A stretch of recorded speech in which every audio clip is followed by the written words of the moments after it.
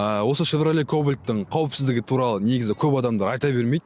Бірақ қауіпсіздігіне келетін болсақ, бұл көлікте ешқандай ресми түрде қауіпсіздік туралы ешқандай ақпарат жоқ. Яғни бұл ешқандай краш тесттен өтпеген. Мысалға басқа көліктерде Euro NCAP деген сияқты танымал және сенімді краш тесттерден өткізіп, соған балл беріп, оның қауіпсіздігін бағалайды. Ал бұл көлікте ешқандай қауіпсіздік туралы айтылмаған. Және көп жағдайда адамдарды естіп жатырмыз, айырбактары ауыр соққы көліктен соққы алған кезде айырбактары атпай қалады, яғни айырбактар жұмыс істемей қалатын кездер өте көп кездесіп жатыр. Сол үшін қауіпсіздігі өте төмен деуге болады.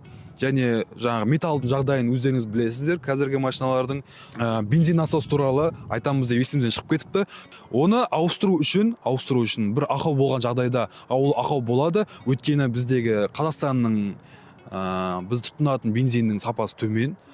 Бензин насосты сіз ауыстыру үшін немесе оны қарау үшін сіз машинаны көтеріп барып, машинаның астынан бакты шешесіз. Бакты шешкеннен кейін барып сізде сол бензин станцияға сізде доступ болады.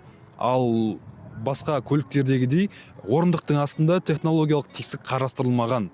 Осы бір үлкен минустардың бірі.